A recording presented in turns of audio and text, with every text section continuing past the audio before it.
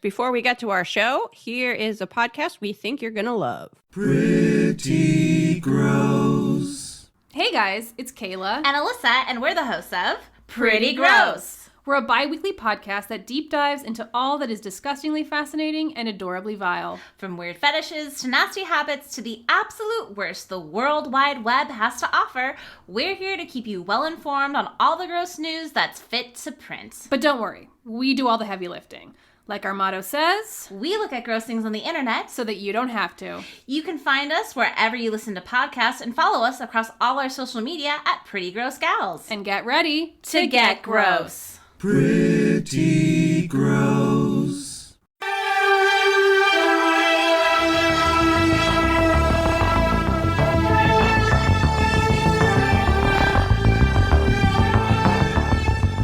Some mysteries will never be solved. The mystery of how to record a podcast. The truest mystery. If you move your microphone around a lot, I heard people love that sound. Oh, yeah. Is this ASMR? Am I doing this right? Welcome to Perhaps It's You. We did have one request. Yeah. Perhaps It's You ASMR. Do you remember that? I forgot about that. It'll never happen. It was not quite as weird as the person that thought we wanted to take boudoir photos and trench coats. Sorry, that's not happening either. No, You can get that on Patreon at the $1 million tier. Yeah. Yeah, if you give us $1 million a month. A month. Not just one time. After a year. We will send you boudoir photos of us in trench coats. Yeah.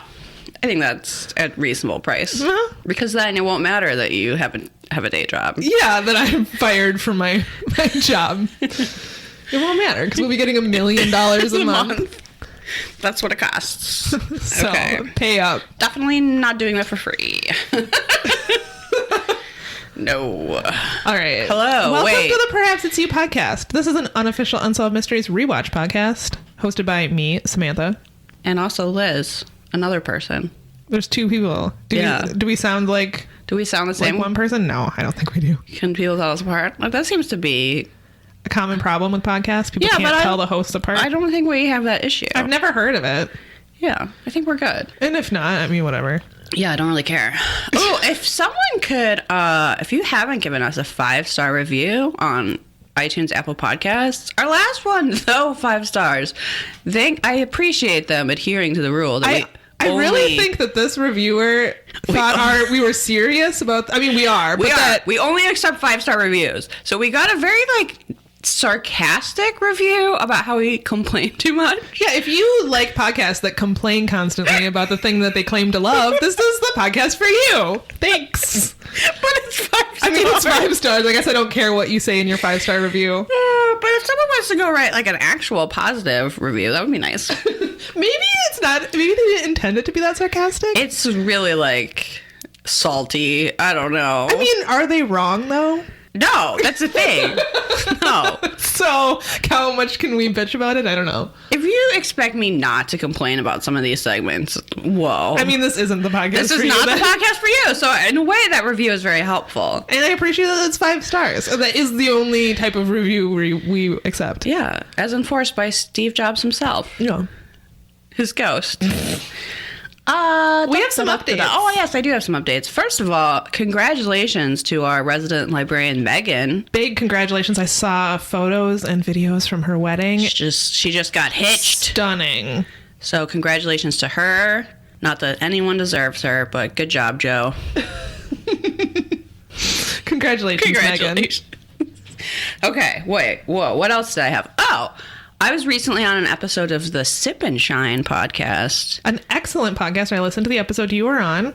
I was talking about 3 women who went missing from the Indiana Dunes and were fascinating mystery. Never seen again. I was not familiar with that case previously to Carrie telling me about it, and it's pretty But you have bizarre. been to the Indiana Dunes. Yes, and I did not go missing, and now I'm thankful for that. Thank God. I'm thankful to be here.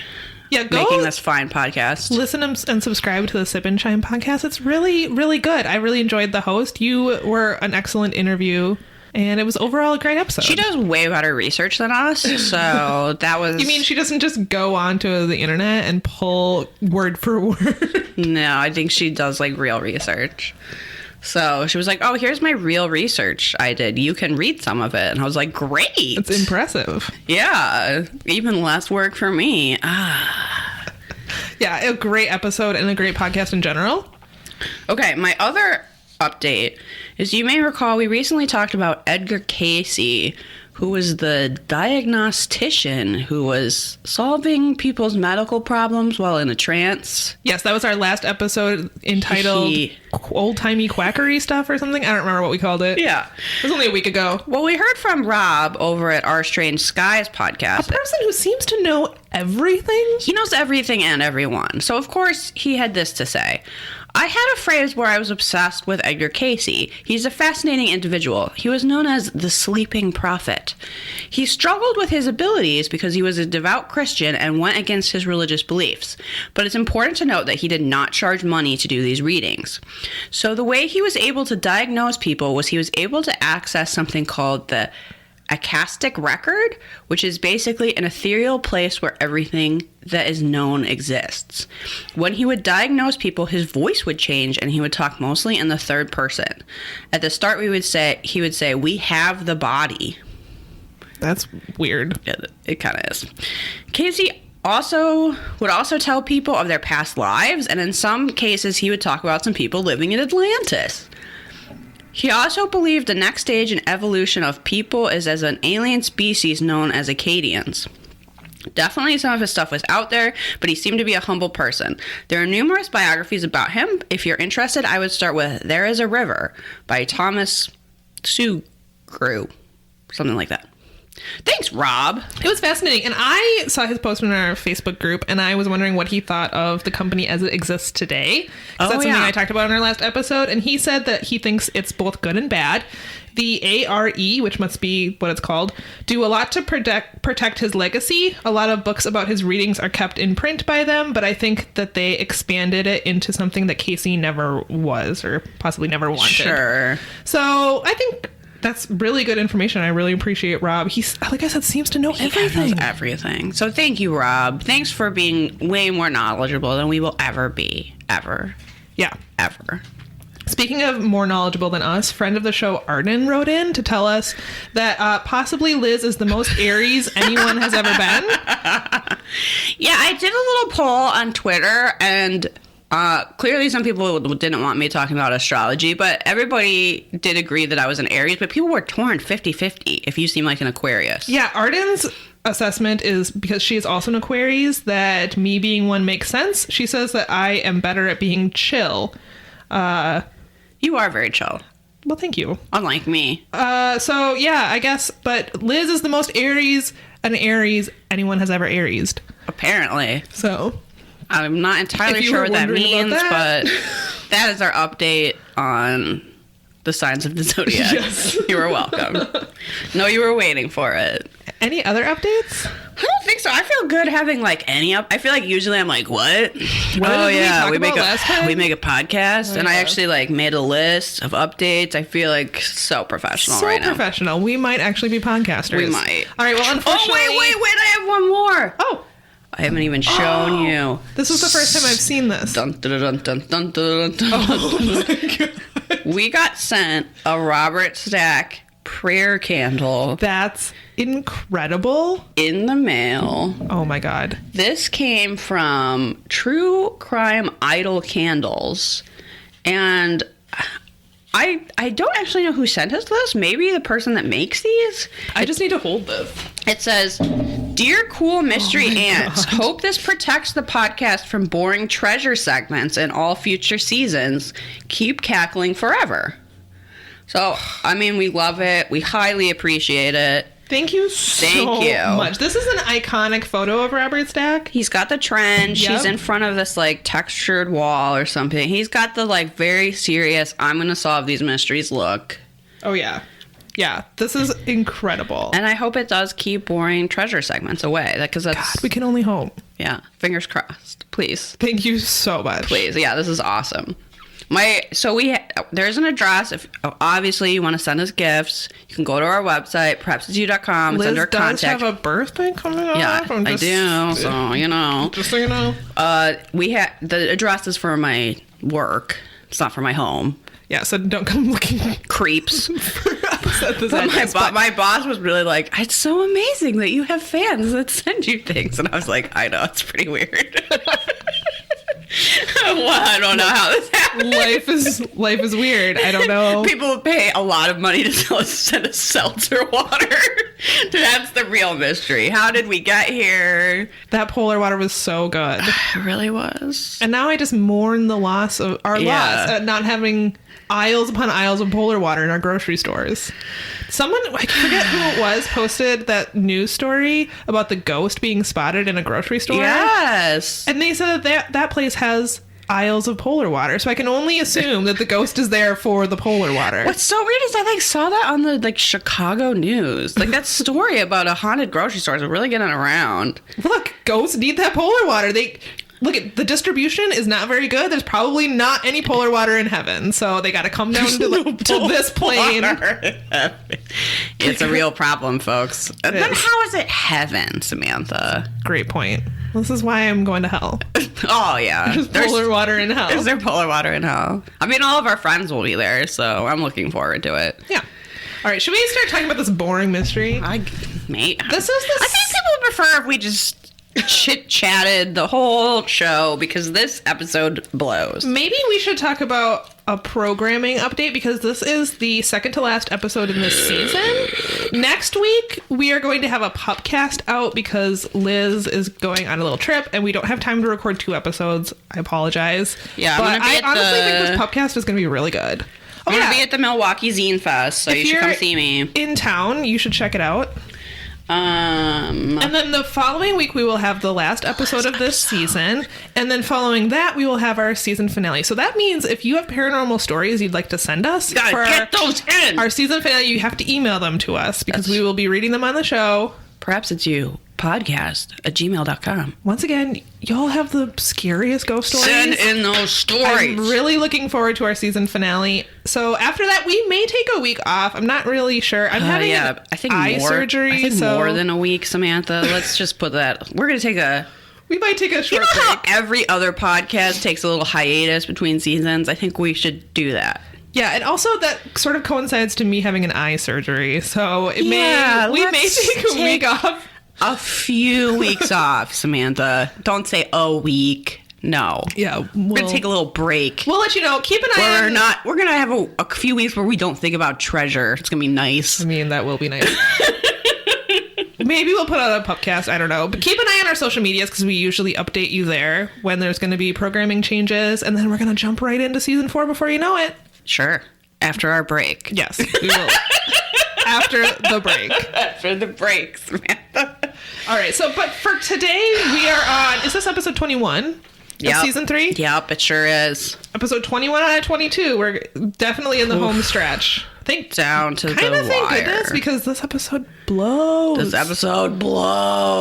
So be sure to write a review about how much we complain. It's not my fault this episode blows. I didn't make it. Blame Robert Stack. Blame those producers. We definitely don't want suing us. I was about to say their names, and then I was like, no, let's not. No. Okay. This is very unofficial. Please do not sue us. Thank you. The most unofficial. This first mystery is a wanted, and it is the story of Richard Bocklidge, who was a pharmacy student wanted for the murder of his ex-fiancée, Dr. Tanya Koprick. My notes for this segment are so terrible. I really wrote down things like world's worst hat and Tanya, no, don't marry him. So I watched this episode twice. It was a little bit difficult to do because it wasn't a good one. But the thing I remember the most about this segment is the guy they got to play Richard in the reenactment looks just like him. It's a very good sometimes this casting is so bad it's confusing, but this casting is like, is this his brother? Spot on. I don't know how they did that. They have to be related. So he murdered his ex-fiancée in Kansas City, Missouri on September 18th, 1980.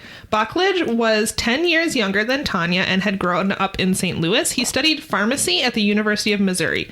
Tanya was from Yugoslavia and had emigrated to the United States in 1975. The two started dating in March 1980. A few weeks later, he moved into her apartment. 6 months after that, they were engaged. However, Tanya's friends did not like him and felt that he was just using her for her money. Also, one of her friends said that he was using her morally. Yeah. Does that just mean sexy time? Probably. Okay. Yep. Morally and for her MasterCard or something like that. So and I was like, money and sex. I'm not quite sure what that phrase means, but I think I know. Yep. So Baklich began spending more and more time with Tanya and less time in class. Midway through his sophomore year, he fell behind in his studies. Which I don't really understand because she's a fucking doctor. Yeah. Like... Doesn't he have time while she's doctoring to study? He just seemed like a lazy asshole. Yeah. Basically. For real. We get her story, and she worked so hard and was so proud of becoming a doctor. And for some reason got engaged to this lowlife. I don't know. It's sad. It really is. She could have done way 1,000 times better. 1,000. By which I mean live by herself with 12 dogs. Much better. That's pretty much better than any engagement. So, certainly better than this one. At certain points... Let's change our goals. From like, oh, I really want to get married to, oh, I really want to live alone on a mountain. I was watching... With 12 hounds. I was watching this episode with my husband, and he was just like, why was this woman with this guy? And I was like, look... The bar is on the ground. It really is. When you hear people be like, oh, my boyfriend did this one nice thing one time, I'm always like, okay. Yeah, right. Like he probably like one time brought her flowers and he was like, oh, he's such a gentleman. He's so nice. It's just like, all right, but what about every other fucking day when he's a dick? What about the whole rest of his life? What about that? Liz's favorite dating advice is to dump him. Yeah, that's basically any single time someone comes to me with a relationship complaint, it's pretty much like, yeah, dump him. What are you doing? Like, what? Now, okay, my most favorite thing I've ever done on Twitter is my go-to dating advice, and I'm afraid people have asked, I don't know where this image came from, but it is... tarot cards. Just, it was like, oh, let's ask the cards what I should do with his relationship, except the cards are spelling out literally dump him by a candle. And there was some story about this guy like stealing all of his woman's made from scratch lasagna and then not being sad she had no food to eat. I don't know, whatever. He sounded like a total dick. And then everybody was like, where is this from? I was like, first, that's the thing that everybody likes that I tweeted. All right. You know what? Yeah. Make sure that bar is not on the literal dirt floor. Okay, that's my dating advice. All right. So at certain points, Baklich became close to dropping out of school. On July 19th, 1980, he was notified by administrators that he was academically ineligible. He demanded that Tanya use her connections in the admissions department to get himself re-enrolled. However, she refused to help him. Oh, white mayonnaise. Oh my. So this school, it seemed like they were legitimately terrified of this man. Yes. They like had a meeting to tell him that he was no longer eligible to be enrolled in the school, and then immediately everyone just like ran. They like, first of all, they made this poor secretary call and tell him, and then they like literally like dispersed in different directions as fast as possible because they didn't want to deal with his outburst. Yeah, so like, they knew he was a problem. Oh yeah, they didn't go into it a lot in the segment, but he must have had frequent outbursts and tantrums when things didn't go his way. Probably when he got a bag, like, oh my god. Soon he began to exhibit wild mood swings. 3 weeks later, on September 2nd, what a catch, Tanya broke off her engagement and kicked him out, as good for she her. well should Yes. have. Good for you, Tanya. Unfortunately, 2 weeks later, he returned to class and acted as if nothing had changed. Okay, this I have a brief story about that Mac and I talk about all the time. Okay, let's hear it. Took a course in college where a guy showed up for maybe like a couple weeks and then didn't come back like again. And this was this isn't like a giant auditorium class. This is like a class with 15 people. So he shows up for the final And the professor is like, yeah, I don't know why you're here. You've failed the course. There's nothing. There's no point. Yeah, don't bother taking the final. Like, you get an F. And he just, like, freaked out and started saying that he didn't come because he didn't want to. And he just kept being like, I don't do things I don't want to do. What? And so I say that all the time. I don't do things I don't do things I don't want to do. And what did he expect the outcome of that outburst to be? I don't know. The professor was just going to be like, oh, you don't do things you don't want to do? Okay, sit down. I'll give you an A. It's like, okay, fair enough. But there are consequences to that, too. Like, you still get an F in the class. Like, you didn't want to come. Like, okay. I don't know why you, like, bothered to pay to be here. But now you get an F. Like, guess what? I didn't see him the following year. Oh, surprise, surprise. Yeah, but... That's probably what this asshole was doing. Just showing up, Just being like, give me an A! He just, like, 2 weeks go by, and then after being kicked out, and he just shows up, and he's like, oh, now I want to be here. It's like, no, that's not how it works. No. It's not based on your whims. Yep. I don't do things I don't want to do! So his professor contacted a reluctant administrator who carefully tried to break the news gently to Bachlich that he couldn't be in class anymore. He, like, comes, at least in the reenactment, he comes in. The guy's, of course, doing an experiment with a Bunsen burner, the only type of science that exists on TV. And he's like, yeah, can I talk to you? And the guy's like, yeah, what's up? Like, real positive. He's like, no, in the hall. Like... we don't show you enrolled in this class. And he was like, yeah, it's just going to take a few weeks to get that all sorted out. I was like, no, dude. You gotta leave. You gotta leave. So he argued with the administrator and then angrily left, throwing off his lab coat and storming out. A dramatic lab coat removal.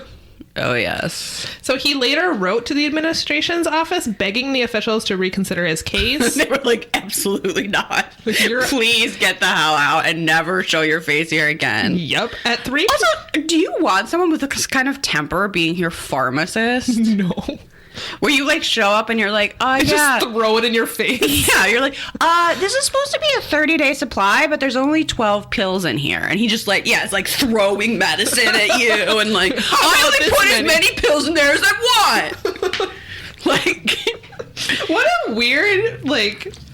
why did he pick career choice for this grown child to make?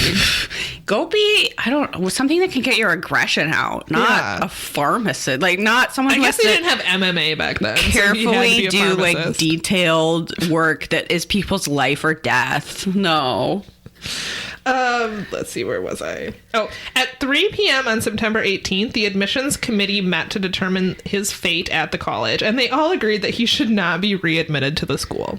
I have to say that makes perfect sense. Hoping to avoid a confrontation, the committee quickly dispersed. I love this reenactment because it's a bunch of grown adults like walking out really fast, scared. Like, oh no! They're like in their suits, carrying their briefcases, walking kind of like penguins. Like, let's get out of here. This guy's gonna snap any second. At 3:45 p.m., 2 professors spotted Bachlich driving towards the dean's office. They immediately headed in the opposite direction. Those cowards, I love it. He roamed the hallways searching for the dean of admissions. He carried a manila envelope. Some believe that it contained a handgun. It was one of those like accordion ones. Yeah, the folder type thing that he was like awkwardly holding under his arm. And this doesn't have a gun in it. Oh my god. This is honest. It's like ridiculous, but also terrifying. 3 hours later, Tanya. Oh, so he wanted to speak to the dean in the reenactment. The secretary is like, yeah, I don't know when he's gonna be back. Yeah, meanwhile, she's like quietly calling him under the desk or something. Don't come in here. Yeah. She's like, oh, I think he's gone for the day. And he's like, oh, wait. And then he's just looming over her desk. So, which I'm pretty sure is when you would like call security or the police or something. Yeah. All right, now here's where it gets so unhinged. Sad. So 3 hours later, Tanya returned to her apartment. As she exited her car, Bachlich appeared and shot her 3 times in the head with a .45 poor Tanya. automatic pistol. A witness identified him as the shooter. Investigators learned that he had purchased the weapon just weeks prior to the murder. 6 days after the murder, his car was found abandoned in Manitoba, Canada, 900 miles away. He was seen by 2 local residents. However, investigators believe that he has since returned to the United States. 2 months after the murder, Tanya's parents received a letter from Baklich postmarked 2 days before the murder. In the letter, he stated that Tanya had been executed and that her death was necessary and inevitable. This is sick. Yeah. I think he's postmarked it before he's even killed her and sends it to her parents saying that, like, her death was necessary to prevent pain to Americans. It was bizarre. It has almost and cruel. like terrorist language. Yeah, they described him as a terrorist in the episode. It's very strange. It's horrible. Baklich has never been found. He is 6 feet tall and weighs 175 pounds, has brown hair, brown eyes, and vertical scars under each armpit. What? That's how I recognize so if you people. Spot someone with that. Keep your eye out. He's also might be wearing the world's worst hat. So yeah. So he was born in 1957. So there's a good chance he maybe isn't alive anymore. This case was also featured on America's Most Wanted. He was really never found. Unfortunately, he was never found. I hate it. I know. This episode is full of bummers, y'all. Oh, poor Tanya. I know. She deserved so much better. She deserved so much better. Her family and friends deserved better. I hope this guy just, like, fell in a well and could never get out. Yeah, let's hope. Or maybe the Nordics took him. Yeah, maybe. Let's ask this woman in Grand Marais. So our local paper, the City Pages, has currently a front page article about this woman in Grand Marais that can communicate with the most racist type of alien, the Nordic alien. Literally the front cover of the City Pages says Nordic aliens on the North Shore. So if you're in Minnesota, maybe pick this up. It's a weird article, but it has really good graphics. It's both about aliens and zoning. Yeah, it's... And then the most Minnesota part is when... So some of her neighbors complained about the noise at her, like, alien communication center and whether or not she's properly zoned. Liz, it's a galactic receiving station. Okay, so apparently that makes a lot of noise. I don't know. But so some of her neighbors complained to city council or something, and then one of her other neighbors was like, this circumvents the tradition of going and knocking on your door and talking to your neighbor. I think that's weirder than anyone's personal beliefs. That is the most Minnesotan And I was like, that's the most heard. Minnesotan thing. Why couldn't they go talk to her about how loud her alien communication device was? Why did they have to get city council involved? This was ma'am, this land isn't zoned for alien communication. Yeah, the proper recourse was a friendly chat. He was like, honestly felt betrayed. Never mind the Nordic aliens. Yeah, well, everybody's entitled to their own personal beliefs. True. But you have to be neighborly. Yep. And I went, oh, Minnesota, I love you so much. You're so adorable. All right, Liz is super excited to talk about a military No, I'm mystery. not. Why do you think I'm talking about this instead? Because I don't want to talk about this wanted. No, this isn't a... It's a missing person. Oh, why did I write down wanted? I don't know. Who would be wanted in this? I mean, he is wanted, but not in that way. Wanted alive. Lieutenant Paul Whipkey, who was in the Army and disappeared from Fort Ord. Fort Ord? Where's that? I don't know. California. Okay. Yeah, all right. Let's get this over with. So, I can hear the 5-star reviews rolling in.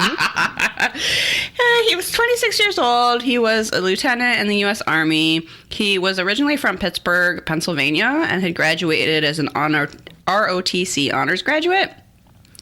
And after basic training, went to Army Aviation School.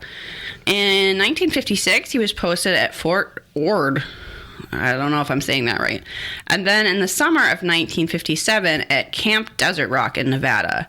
Now, while he was there, he was exposed to extremely high levels of radiation because he witnessed atomic bomb blasts. He was an atomic bomb. He flew an atomic bomb observer plane, which I can only imagine he like flew through the cloud or something, or like maybe... Oh my god! I mean, this was before drones, right? So I guess they had to put actual people above the atomic bomb blast. That's insane. Robert Stack said he was exposed to radioactive fallout. Yeah, because he was literally right by nuclear explosions. It's horrible. So he suffered physical ailments from this. which were just described as blotches on his skin, but they also had all of his teeth removed. Robert Stack said that so casually. Yeah, I was like oh my god, that's horrific. Like he was getting his nails done or something. Like, oh, and then he had all his teeth removed. I was like, I have literal nightmares about that. that's horrible. Literal fucking nightmares about losing all of my teeth. I have nothing else to say about that. That's awful. Army, do better. Please. Yeah. God damn it. So, late in the afternoon on July 10th, 1958, he left Fort Ord, saying his destination was Monterey, California, less than a mile away. However, he never returned to the base. A week later, he was declared AWOL, and finally, 30 days later, he was declared a deserter. So the mystery is, what the hell happened to Paul Whipkey? Yeah, he vanished. Did he defect because the Army callously exposed him to radiation and then ripped out all of his teeth? Or was he a loyal patriot? Despite that, somehow, something else happened to him. Was he recruited to be a secret CIA operative? That's our third option. Yes. Yeah. Yeah, I'm sorry. I'm not emotionally invested in this mystery. So a few weeks later, on August 17th, 1958, a fish and game warden in Death Valley, California, discovered his abandoned car 500 miles away. The key was in the ignition, and there was no evidence of foul play. Army investigators traced a gas receipt to Mojave, California, and he had purchased gas there on July 11th. The evening before, he had signed the guest register at the White Sands Motel and apparently spent the night. The next morning, he drove out and vanished. The Army report said he drove to Death Valley, and while stressed out about his assignment, which is not specified what that even is, he left his car and wandered into the desert where he perished. Which doesn't really sound like the act of someone in sound mind, but yeah, I don't know.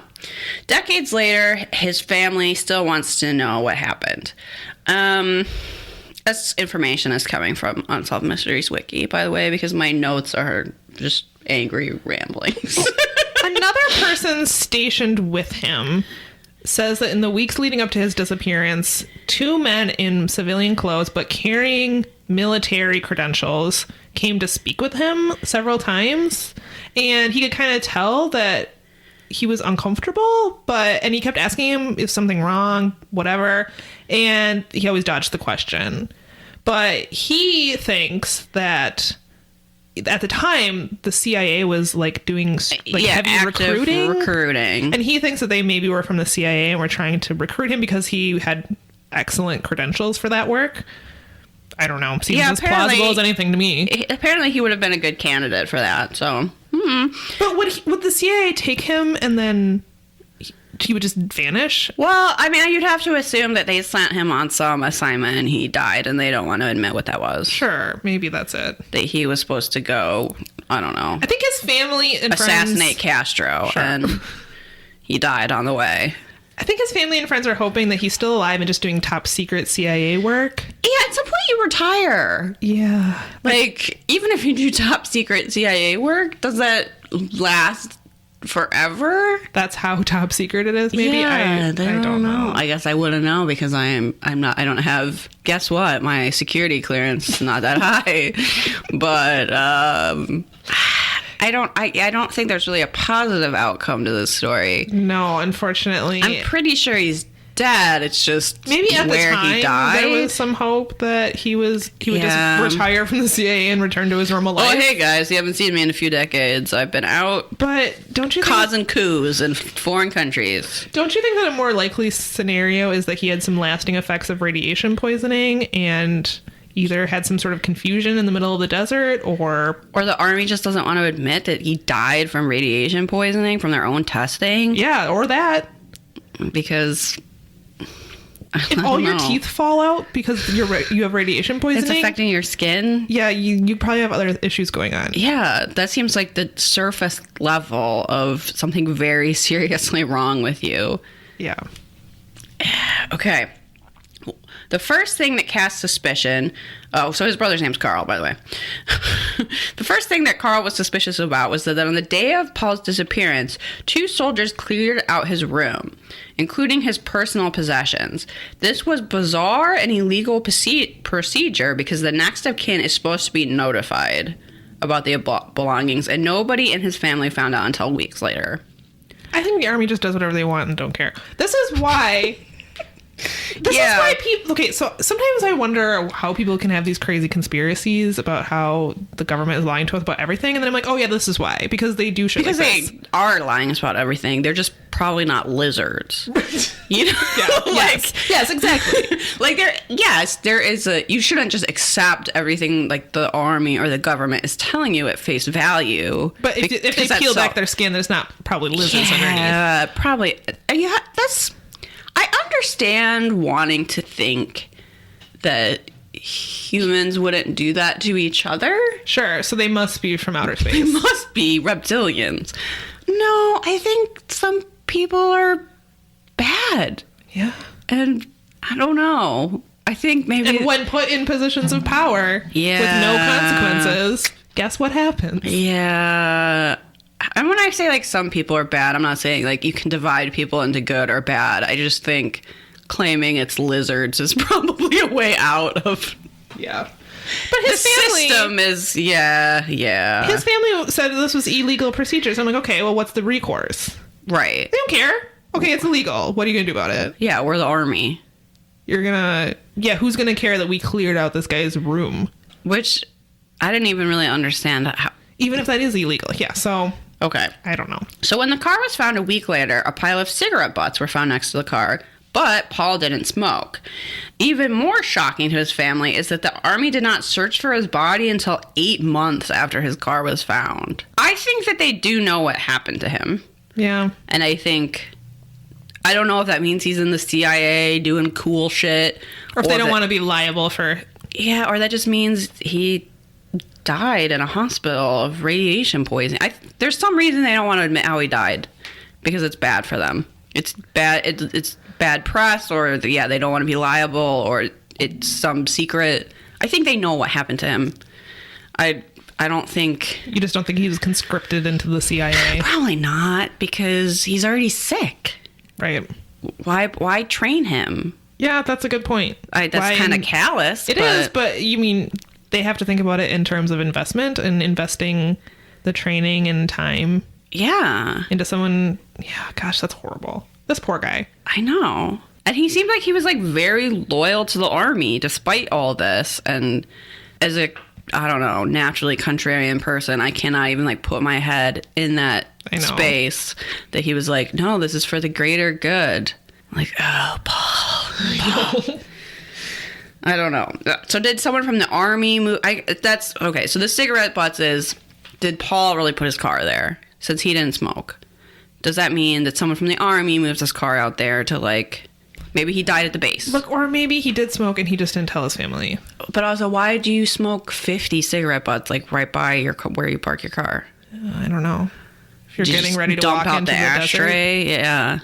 Okay, so we hear from a Lieutenant Colonel Charles Lewis, his commanding officer, who is surprised he was declared as a deserter and was apparently told not to look into the case anymore. And that's when he just remembers this strange encounter with these, other government people coming, possibly recruiting him.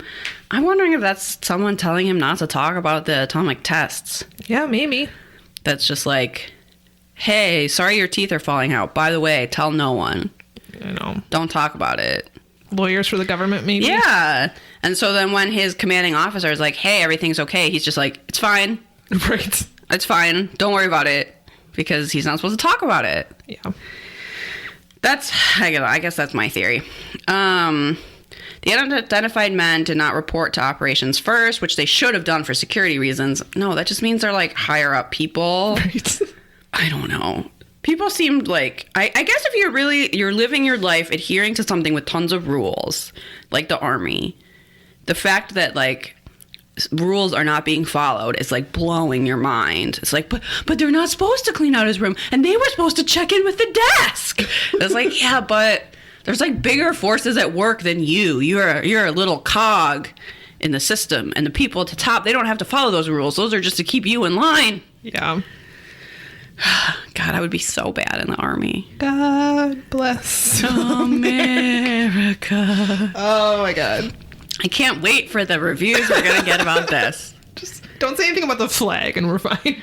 Yeah, that seems to be the line. We for love some the reason. flag. Oh my God, the flag is the best. It's really like sexy, but also cute, but also it's just like classic and iconic. And we love the flag. We everyone. love the flag so much. Love and I definitely the flag. never made a flippant comment about how I wouldn't salute it. A thing I'm not even supposed to do as a civilian. So, Let's keep complaining about this mystery. yeah, I hate this country so much. Okay. Yeah. Oh my goodness, they didn't check in at the desk. They must have been from the CIA. Okay. In January of 1958, Paul had told Carl that he was going on an assignment or he was going to make a name for himself, but he couldn't say what it was. And that's him assuming that was for the CIA. I don't know. Maybe that was the Army's going to take me somewhere and I'll never be seen again. Maybe. Paul, R.I.P. Yeah, and Carl thinks that his car may have been turned over to the Army and was placed in Death Valley to get rid of it. Yeah, that's probably true. In 77, he contacted the FBI to try to find out more information about Paul from the files, but he was told that the files on Paul's case had been destroyed. Great. Lovely transparency. Then Carl found one final twist to Paul's case. A friend of his, Lieutenant Charlie Guest, who had served with him at Camp Desert Rock and again at Fort Ord, had vanished while flying a plane 11 days after Paul vanished. And then a year later, his remains were found with his plane in Death Valley. However, that plane had a different serial number than the one that he took off in. People had to handwrite this shit back then. It was probably just a typo. Or the Army got rid of him too. And put his body next to a different plane? Yeah. Oh, maybe. I don't know. Yeah, it's probably... These seem tragic, but unrelated. It's probably a typo. The equivalent of a typo. And also, is it really that surprising that people in the Army die? Is that really a mystery? No. Sorry.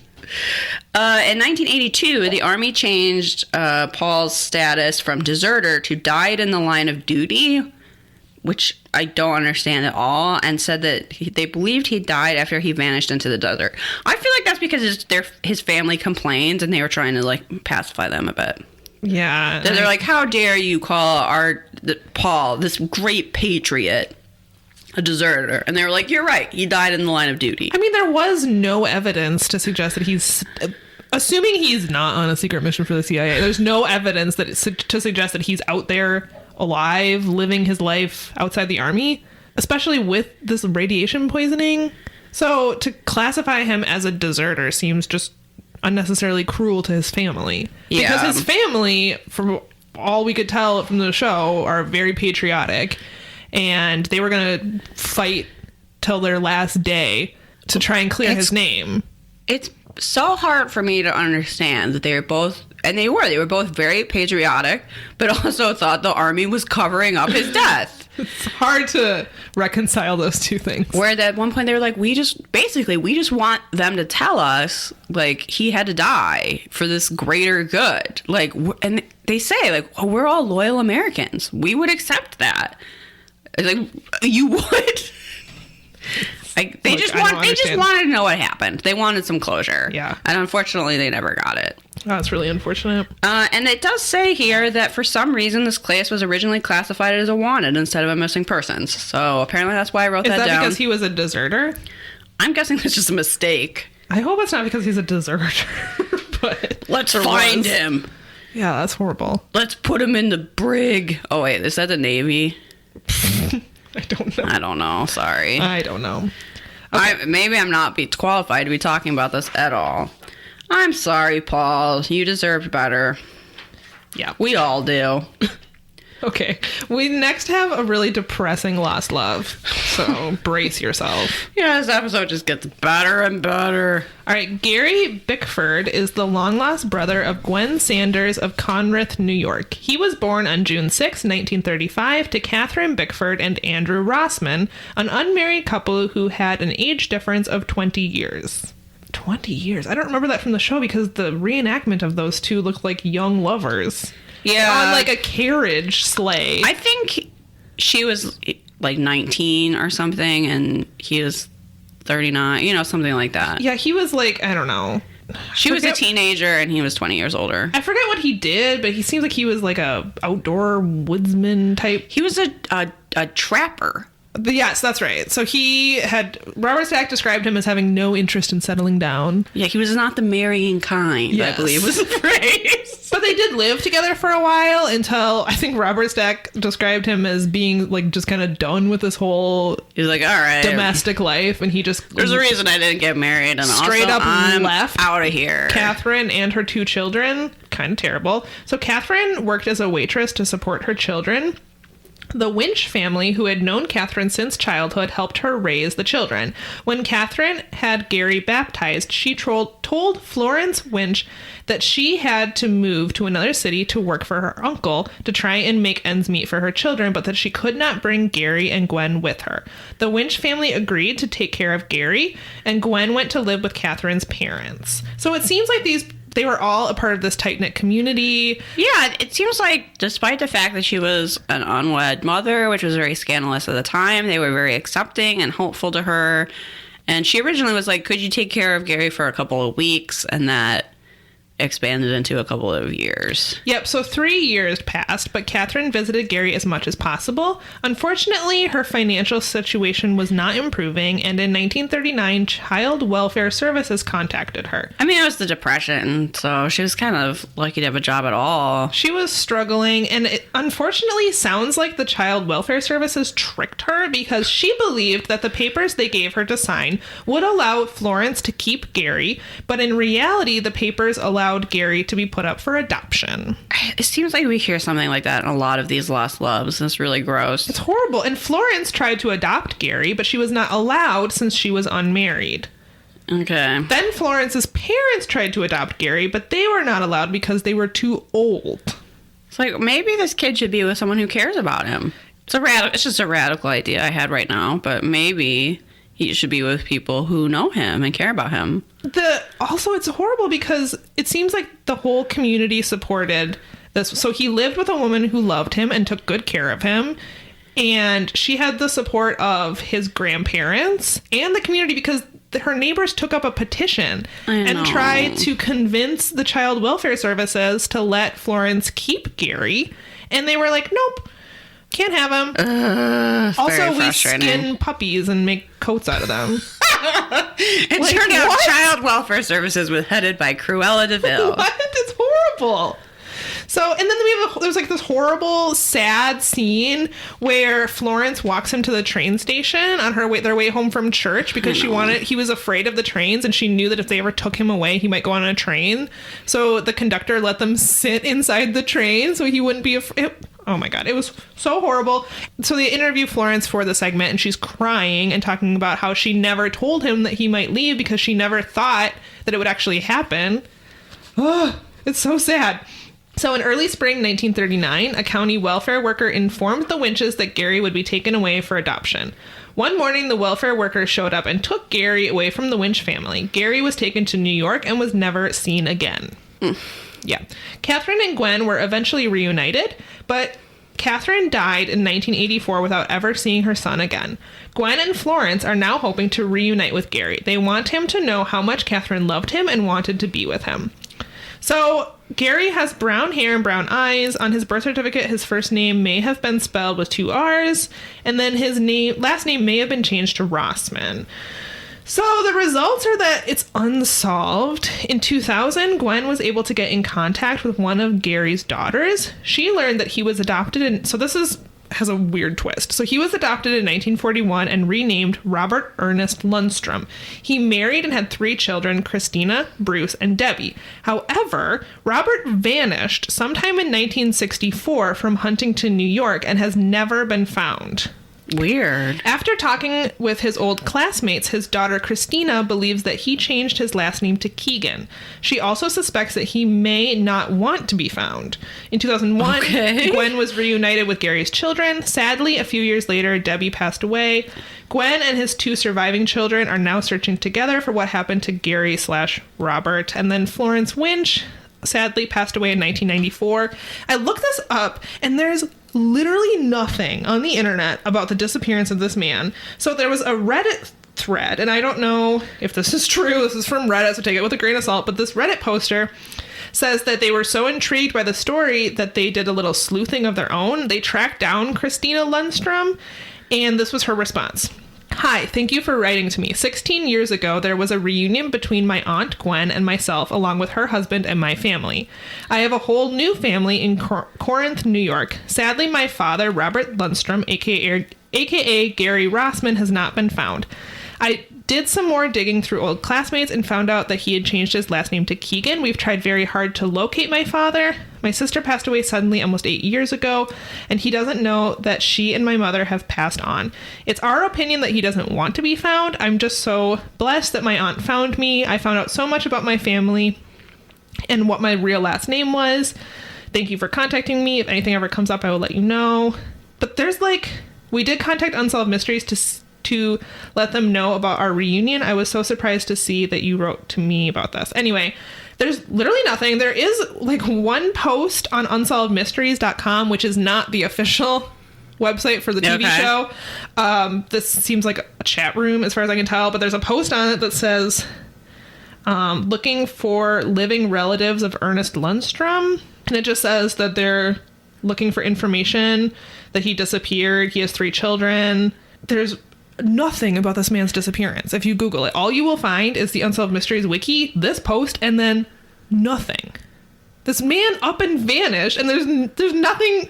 I mean, maybe they just, I don't know why they thought he didn't want to be found. All it says is through a classmate, they think he changed his name and doesn't want to be found. But I don't know why they came to that conclusion. I don't know why. So bizarre. It's weird. It's so weird. There's nothing. It seems like no one cares he's missing. Did anyone search for him when he went missing? It seems like his children care, but for some reason are of the opinion that he doesn't want to be found. But why? He has 3 kids. Why would he just up and leave? A lot of people on Reddit were like, well, maybe he has some lasting, emotional damage from being abandoned. I'm like, maybe, but he has kids of his own now. Right. Why would he just leave them? Right. It's so weird. But there's a very unsatisfying ending to this last love. Huh. Yeah. Didn't see that coming. No, it's weird. That's a twist, all right. Yeah, I wish there was more info, but there isn't. Whew. Okay. We have one more. This is a missing persons, I guess. It's kind of not, though. Yeah. These are labeled weird. Okay.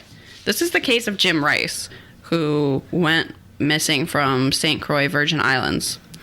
So Jim Rice was a highly decorated bomber during World War II. And then he went on to have a construction business and made a bunch of money out of that.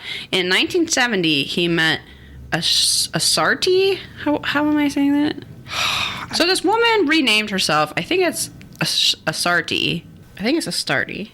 I think it is a Starty. Okay. In 1970, he met a Starty Davis and fell in love with her. Now, Robert Stack describes this in this really racist way, that this woman had renamed herself after a, quote, primitive love goddess.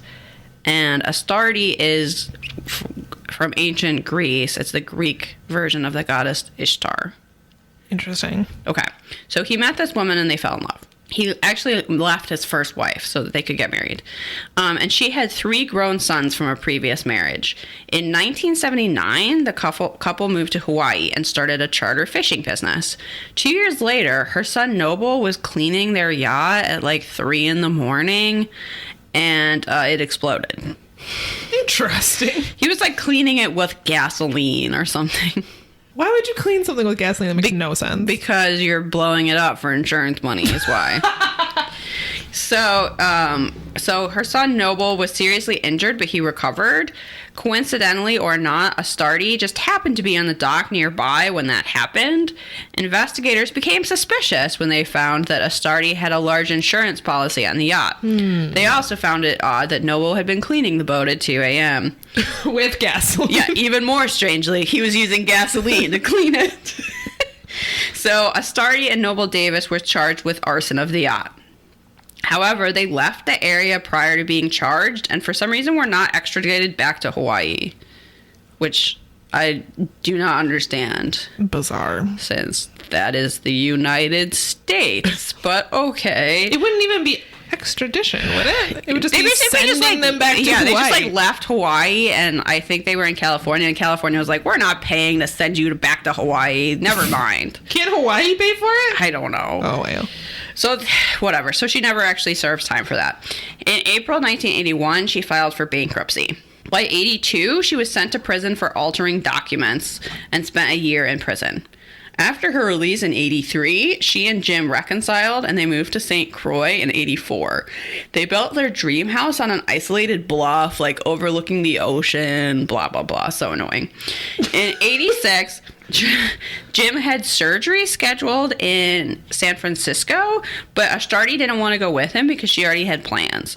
So we get this reenactment of them having this, bickering brawl where he's like, you're my wife, you should be there. And she's like, I'm sorry, I can't go. I've got stuff to do. I got yachts to blow up. Yeah, I've got documents to forge. I don't know what you want from me. So, however, he was supposed to go to his daughter Kathleen's home on July 29th before his surgery, but he never showed up. For 2 weeks, she called his home and was unable to get a hold of him. Eventually, Astardi answered the phone and told Kathleen that Jim had run off with an Australian woman. But then later, she claims that he had gone to Miami, which... What kind of huckster is this? You need to keep one story straight. Where's your husband? Oh, he's in Australia, by which I mean Miami. Come on. No wonder you didn't get away with blowing up that boat. So 2 months later, Kathleen hired a private investigator to look into her father's disappearance. The investigator found a customs declaration dated July 28th, 1986. On the form, Jim's signature appeared to be forged. So that would have been the day that he left St. Croix. Mm-hmm. So he notified the FBI about his find because I guess they care about stuff like that. Investigators discovered that the person using Jim's name had brought a ticket from St. Croix to Miami. Witnesses stated that the people aboard the flight, however, were Astardi, her son Noble, and Noble's girlfriend. Huh.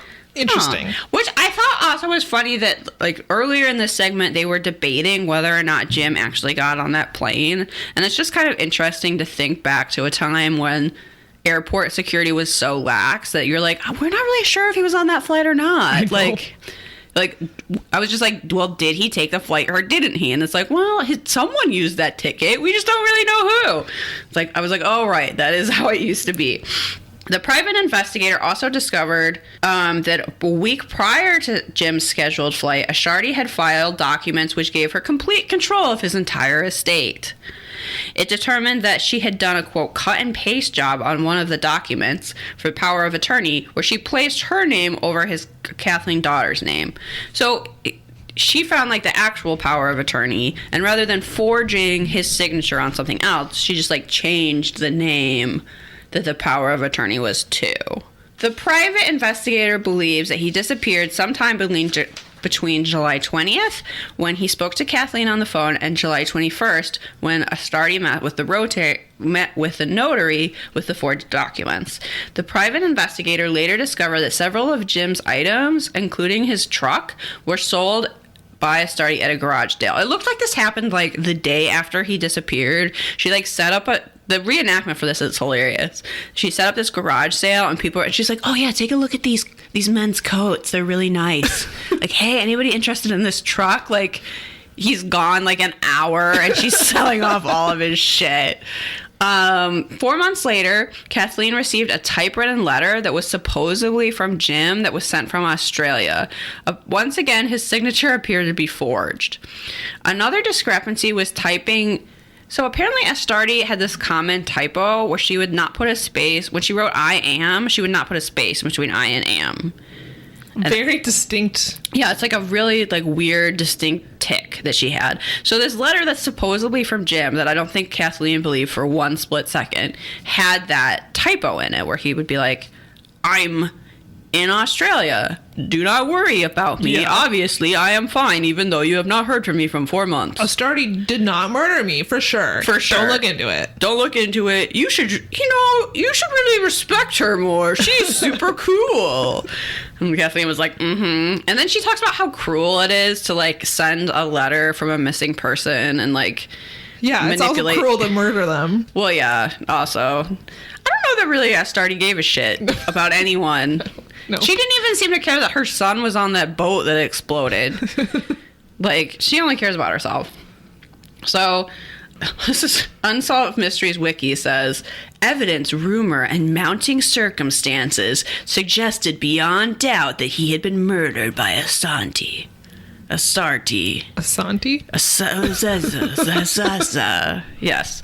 In January 1989, Astardi was charged with bank and mail fraud, but then released on bail and vanished because she is a con woman to the fucking core. Jim has not been found, but his family believes that he was murdered and dumped in the Caribbean. So, yeah, guess what? She probably killed him.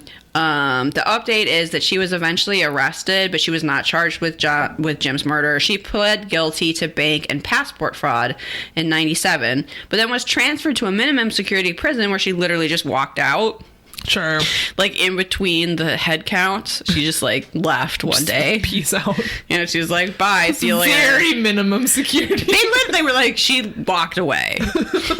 Oh. Okay. Then she was later arrested again and served the rest of her sentence, but she was never charged with Jim's murder, and she was later released after she served her time, and his body has never been found. But pretty much everyone is like, yeah, he's in the ocean. So, she seemed to have some sort of spell over him. I guess. That she kept doing all this stuff, and they would get back together, and he was like, I can overlook that exploded boat, baby. I don't know. Yeah. Yeah. Well, R.I.P. to everyone in this episode. Seriously. Should we rate it? Why bother? Okay, mysteriousness. Is it mysterious? Huh. I mean... Can you be something be mysterious and boring? I almost feel like no. Well, yeah. I mean, what happened to Jim? We don't know. It's a mystery. What happened to Paul? We don't know. What happened to Gary turned Robert? We don't know. So I guess in that sense, it's mysterious. Yeah. There's a bunch of people out there. We don't know what happened to them. All right. Did they get eaten by wolves? Well... Did they find a Yeti? And the Yeti ate them? Hopefully not Gary. Were they abducted by aliens, and that's why they were never seen again? I mean, maybe that one guy. Let's hope. All right, so a thumbs up for that. You're like, I don't even care. Reenactments? They were fine. Yeah, they were okay. Seen better, seen worse. Unremarkable. They really did some great casting for our first mystery. Actually, casting gets a big thumbs up. Reenactments gets a sideways. Yeah, and how about fashion? There was some good 80s college student fashion in the first mystery. Yeah. But other than that, it was sort of lackluster. And I didn't really have a mustache. Honestly, the only mustache that stood out was the mustache on the actor who plays... What's his nuts? The first guy? The murderer? Yeah, I wasn't sure. Richard Bachlich? I guess the one on the... I didn't put that because I was thinking of it as a dirtbag's mustache, but I guess the actor himself... But it's an accurate mustache to what the guy has. So is he... Is that or is that not a dirtbag mustache? I didn't put it because I was counting it as... There was one... just for... So everyone knows, dirtbags cannot win most valuable mustache. That's a rule we've had since the beginning, which is why Hitler cannot win. God, that makes sense, right? Yes. But so yeah, I guess maybe the reenactor of that guy, his personal mustache. There was one more mustache, and I don't remember if it was actual footage or a reenactment, but there was a police officer walking behind Ashanti, whatever the fuck her name was, and there was a cop, and he had the bushiest cop mustache I've ever seen. It was a split second. So we could give him MVM possibly. Okay, what would you call it? I'm not as good as at naming mustaches you are. Naming mustaches as you are. Claim to fame, but something that really captures how bushy it is. So yeah, I don't know. The Peacekeeper. Sure, why not? I'm naming a mustache I have not seen. And Robert Stack. He was around. Same old out of Stack. Yeah. I don't know. Yeah. What to say about that? Got nothing to say about it all. I tried and nothing came out. Overall, how many Robert Stacks would you give us? I'm like a 2. I don't know. I really didn't. 1.5. Absolutely zero of these mysteries have a satisfying ending. No. So, and they're just sad. Like this They're Lost sad, Love, but also kind of boring. The Lost Love was just a kick in the sack. Like I don't know what to say about it. It's usually, horrible. you watch a sad Lost Love and you get the happy reunion. Yes, you get the heartstring pull moment of going, oh, Unsolved Mysteries did a good deed, and now these people are back together, blah, blah. And in this case, it was just like, who knows what happened? And also, apparently, he might have just run away again. Yeah. So that's terrible. Uh-huh. These these people who are dead, and that one guy was never caught, and then these other 2 people, we don't even know what happened to them. Yeah, I'm a 2 out of 5 Robert Stacks, and I feel like that's generous. I think I'm 1.5. It's not a good episode. I don't like it. Nope. No. Give us a 5-star review complaining about how we complained. Did I make this episode of Unsolved Mysteries? I did not. It's not my fault. All right, that one's behind us. Thank Satan. Okay. Absolutely. Do you Thanks, have a Satan. recommendation? I do. It's been a minute since I had a TV recommendation. Ooh. Because I've been spending my winter watching old school Law and Order. As you should. And I'm now up to season 6. I will say that buying the complete series of Law and Order off of eBay was a very wise decision on my part. We can all agree on that one. 100 discs, everyone. Oh, 100. It's glorious. But I took a break from Law and Order to watch Shrill. Okay, on I've heard a Hulu, lot of good things about this show. and it is extremely engiable, and I highly recommend it. Have you read the book? I have not read the book. So this show is based on the memoir by Lindy West, also called Shrill, which is one of those things that I've been meaning to read for a while, and I haven't gotten around to reading. We all have a long list. Yeah, that list, I will die before that list is even close to accomplished. But several of our friends recommended this show, and I was like, ooh, this looks great. I got to check it out. The writing of it is so funny. And it's just about this woman's experience of, I don't even know how to categorize it, but it's one of the more realistic female characters that I've seen, which I feel like is something people talk about a lot, but doesn't actually really exist. Yeah. We're oh, this is about the female experience, but and then you're is it? Because I don't really... For a certain female, maybe. I don't really spend a lot of time riding a motorcycle and shooting my gun sideways, you know? You don't? I mean, I wish, but it's very funny, and it stars, oh my God, what's her name? Andy something from Saturday Night Live. Okay. And it's just, about her life and dating and being plus sized and sort of people's reactions to that and how the world sucks. And I found it very hilarious and enjoyable. This was definitely something where I was cackling watching it, and Mac was just kind of looking around well, I'm going oh my God, that's so true, and he's just confused. Yeah. There's this, which also I haven't dated in 10 billion years, but just from talking to other people about their more recent dating experiences, it seemed very spot on. Very spot on. And the part that I don't know, maybe don't listen to this because I'm gonna like kill this joke a little bit, and it was so good.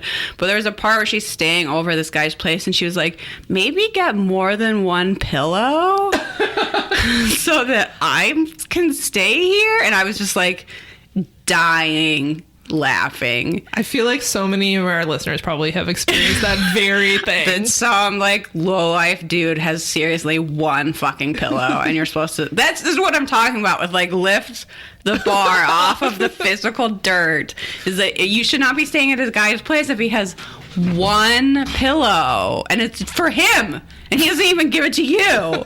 Don't. But she's just like, don't fuck him. well, she's like, I don't know, maybe you could get another pillow. And he's like, no, baby, I'm your pillow. And I'm like, oh my God. You're my punching bag. My God. Oh my God. Yeah. Yes. I don't love everything about it. I feel like the pacing is a little bit off to me. Okay.